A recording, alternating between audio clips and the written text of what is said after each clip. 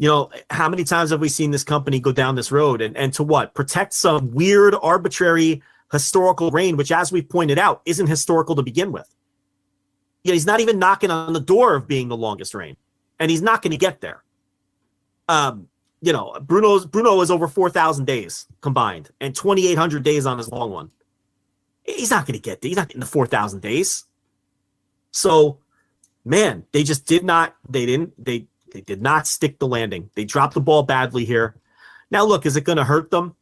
Nothing can hurt them. We talked about it last week. They're playing poker with fake money. They're playing poker for pretzel sticks. It really doesn't matter what they do. The money's guaranteed, which affords them the ability to tell the stories how they want to tell them. But, in a traditional wrestling booking sense, the obvious move was Sammy winning that match and then taking the title off him a couple weeks later. I'm not advocating sending him to WrestleMania with the belt. I'm not advocating turning it into a three-way. None of that. I would still do Roman versus Cody because I still think that's a strong match.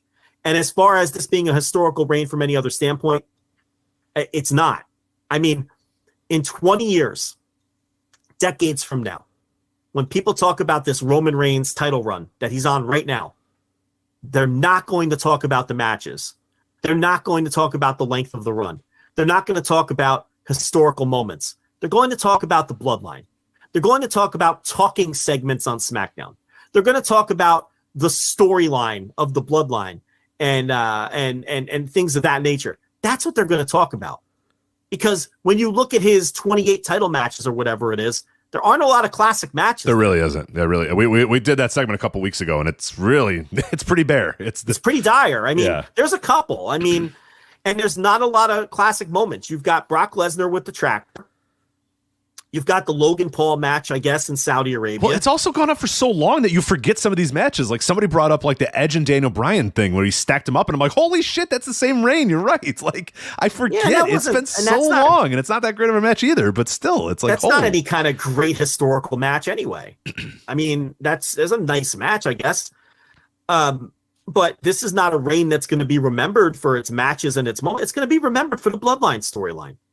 I don't know if you saw the Jack Farmer tweet. Oh, my God. No. Go on. So Jack Farmer. Jumpin' Jack. Jack Farmer put out a tweet. Do you know who Jack Farmer is? He's like a media person. He's done some wrestling stuff. So he put out a tweet saying, and I'm paraphrasing, and you can pull it up while I'm talking, I guess. He said the word challenge was in there, so that's an easy way to say it. He said, I challenge anyone to come up with a more historical title reign than this Roman Reigns reign. He is defended against nothing but Hall of Famers and this and that. If you got it, read it verbatim. All right, let me see if I can find it here. So anyway, what was funny was... it's February 19th. I challenge you to find any single world title reign with a list of defenses that is this stacked. Current Hall of Famers, future Hall of Famers. I believe he means Hall of Famers there. A few that may be the GOAT. The former world champions and crossover stars, ridiculous how dominant at WWE Roman Reigns, adding to Roman Reigns is so dorky too, has been. All right, now stop right there. So he's talking about how historical the reign is because of all the great Hall of Famers that he's faced and how nobody has ever faced this level of star in a title reign. Matt Farmer, no relation, was the first person to reply. Oh, yes. Hold on. Man. All right. Hold on. Immediately laughed at it and just used Bruno as an example and immediately ran off 15 Hall of Famers that Bruno faced just in MSG alone. Just in MSG alone, 15 slam dunk certifiable Hall of Famers that Bruno faced in one building. Go ahead and read the Matt Farmer tweet. I can't find it. I'm looking. Twitter's such a fucking disaster these days. I can't seem to find it here. Let's see if I can find it. So if I pull up at Jack Farmer. This is really Koloff, Graham, Patera, Brody, Hanson, Ladd, Valentine, Tolis, Blassie, Kowalski, Don Leo, Sheik, Monsoon, Miller, Iacare are all Hall of Famers. There's some on the fence too. Plus those are only matches from one building.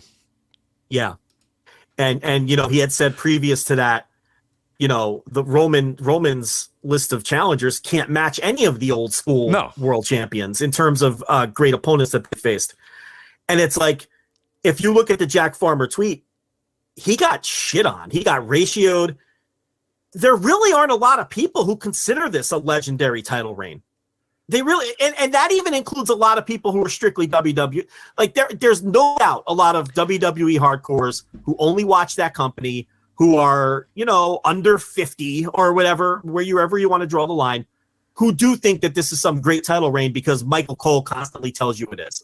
I'm not saying that doesn't exist. But what I'm also saying is there's a lot of people who are really enjoying the bloodline and really think that Roman Reigns is doing a great job, who are like, no, this isn't really a great title reign from that standpoint. Even though all this other I'm stuff looking is at the great. replies, and you think all the replies, and yes, there are a lot of replies that are like Okada in 2016 or Kobashi, GHC or whatever. Obvious ones. But there's also people being like, I don't know, Cena 07 or whatever. You know what I mean? There's like Fed fans that are like, I don't know, like, John Cena this year is pretty damn good. Like a lot of them, again, are like, Okada and Kobashi and those sort of things. And obviously Bruno and whatnot. But yeah, you're right. There are a few Fed fans that are like, well, what about this one?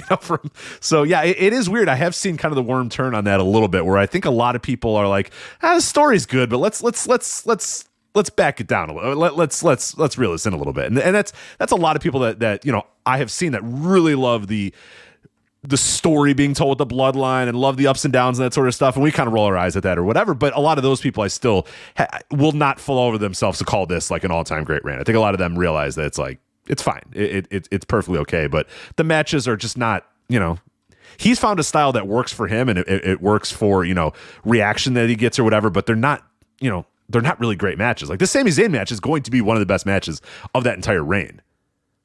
Yeah. I mean, he's got 28 total title matches so far. Maybe 5 or 6 of them are what you would call great matches, maybe, like are very good matches. There's not a single match of the year contender. We could agree on that, because none of them have won match of the year. None of them have challenged. Close. Haven't even come close, even by their own awards. Right, like none of them have challenged for match of the year. None of them have won a match of the year. None of them have come close. But there's probably a half a dozen that you would call very good matches. The Cesaro match comes to mind. This Riddle. Sami Zayn match. I like that Riddle match a lot. The Riddle TV match was pretty good. Maybe the Roman, the Daniel Bryan matches were kind of a letdown. I didn't like them. Standpoint. I really didn't like them, great. honestly. In real time, we felt like the only people that were like, I don't know, they're fine. And there's the Logan Paul match. I thought was a great match. Yeah, that was great.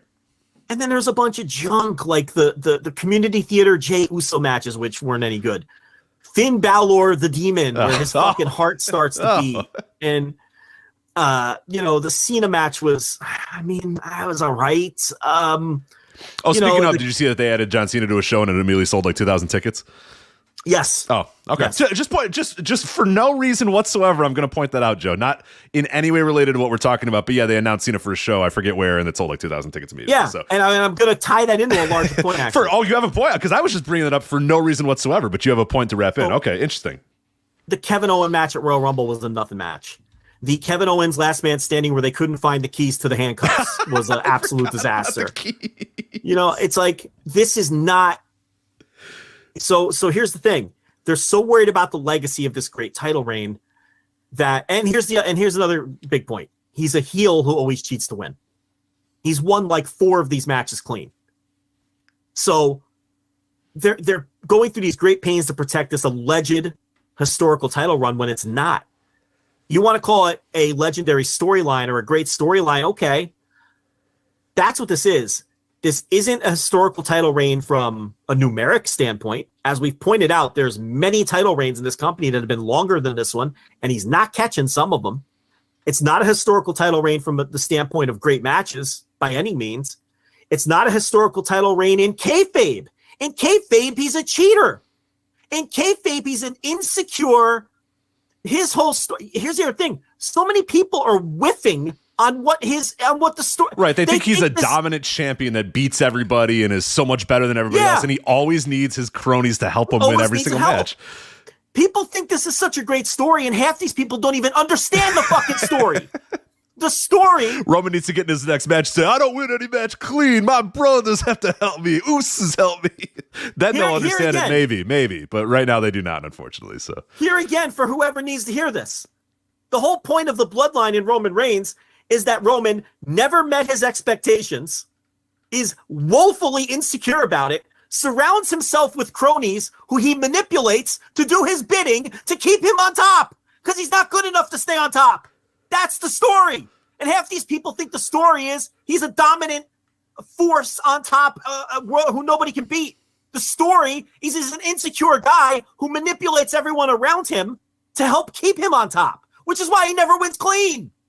That's the story. And half these people who think this story, if this story was any good, maybe you people would understand it. You don't even understand the story. It goes over everybody's head. How great can it be? Maybe they need to talk more during these matches.